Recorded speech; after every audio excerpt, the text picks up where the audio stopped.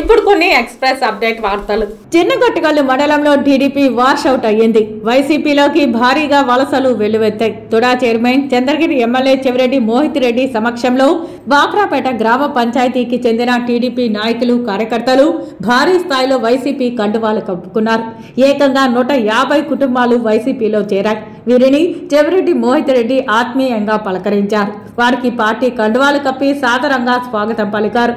ప్రజలకు ఇచ్చిన మాటను నిలబెట్టుకునే సీఎం జగన్ ను ఆదరిస్తారనేందుకు పార్టీలో మూకుమ్మడిగా చేరిన వారే నిదర్శనమని అన్నారు. ఇచ్చిన హామీలు 99% పూర్తి స్థాయిలో అమలు జరిగిందని చెవిరెడ్డి మోహిత్ రెడ్డి వెల్లడించారు.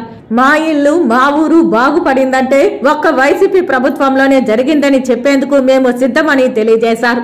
కష్టకాలంలో అండగా నిలవడం, నమ్మి ఓటు వేసి గెలిపించిన ప్రజలకు నేనున్నానని భరోసా ఇచ్చే నాయకుడు ఎమ్మెల్యే చెవిరెడ్డి భాస్కర్ రెడ్డి అని కొనియాడారు. ఆయన కొడుకుగా ఆయన సేవాతత్వం అలవర్చుకున్న చెవిరెడ్డి మోహిత్ రెడ్డి విజయం తథ్యమని ధీమా వ్యక్తం చేశారు. ఆయన అఖండ విజయం కోసం సైన్యంలో పనిచేస్తామని తెలిపారు.